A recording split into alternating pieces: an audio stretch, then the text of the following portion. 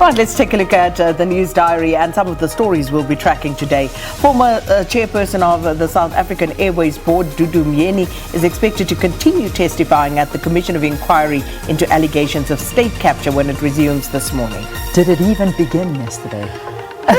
All sorts of challenges. I believe so. I mean, I was catching a little bit of news here and there. Yeah. First, no charger for the laptop. Then the bandwidth on the cell phone wasn't working, and then she used her right to remain silent. And yeah, so not to further implicate herself. Yeah. I wonder what's going to happen today. So we'll see. We'll see. All right, now some COVID updates. According to the Health Ministry's latest statistics, the cumulative number of confirmed COVID-19 cases in South Africa stands at 730,548. The total number of deaths is at 19,585, and a total of 660,180 people have since recovered, bringing the total number of active cases to 50,778.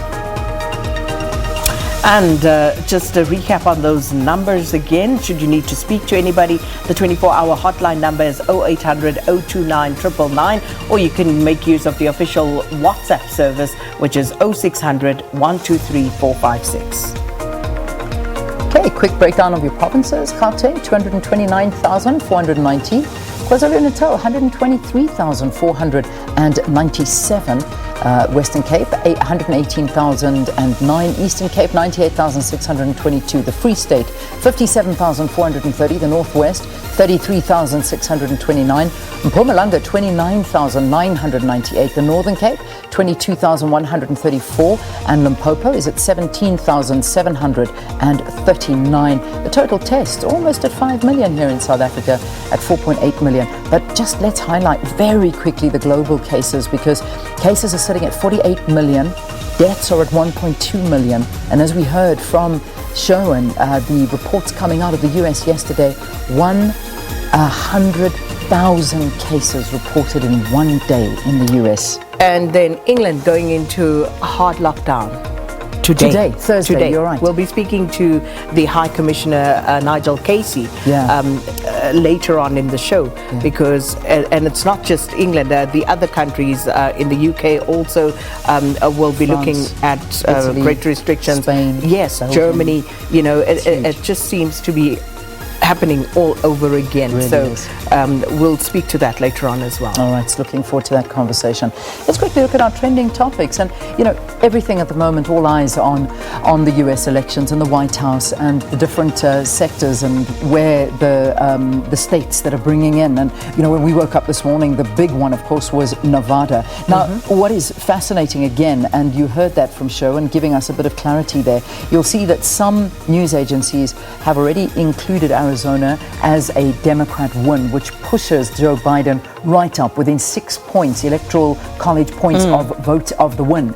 But other news agencies, like I was looking at the New York Times, like CNN, they have not added that in yet, so they're playing it very, very safe. However, Associated Press are going out and saying, no, he's won, and that's exactly where it is. So Nevada up next, and that's what's big trend now. You know what was interesting? There was this video that was doing the rounds of an interview on Fox television, and there is this pundit that they speak to, and he's called the elections for the past, I don't know how many elections, he has called it every time correctly. Never been wrong. He's never been wrong, because he uses this metric where he looks at what he calls keys, and he says if you have 4 or more of those keys, you know, against you, then you're not going to make it as president. And apparently, Trump at the moment has 7. Sure. So he calls it as a win for Biden. And that's amazing. Which is going to be interesting, because we also have that sort of dynamic here in South Africa, where there is an agency that always calls it, and they always get it right. And they always get it right.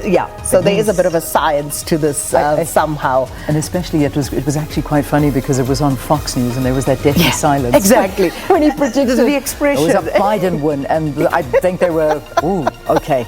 What? But maybe we shouldn't have gone there. Yeah, maybe we shouldn't have invited him. But anyway, but that is just, it's the fight for the White House. It really is. I mean, if you dig deeper into social media, and again, I say this with a warning, but at the moment, somebody's saying that they're watching moving vehicles already. At the White House. At the White House, moving the Trump goods out. Someone said, you know, me holding my breath to see who turns blue first, me or the state of Nevada.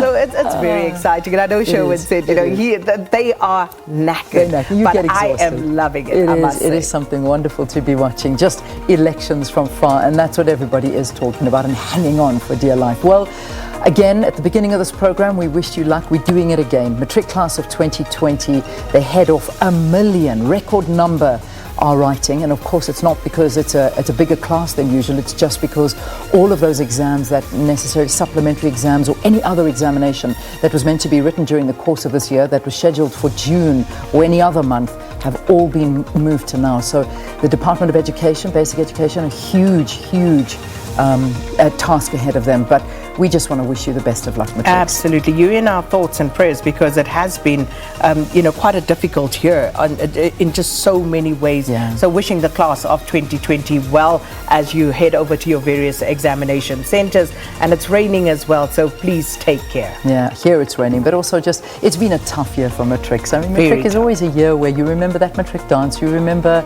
competing in those final sporting events, being the kings and queens of the schools and just enjoying it, and you've missed that this year. So our thoughts are with you, and just go out there and do your best, and good things lie ahead, we hope. Why are you remembering kings and queens of the school? Were Don't you queen remember of your strutting school? around? Well, I was, I was that head girl, so I walked around.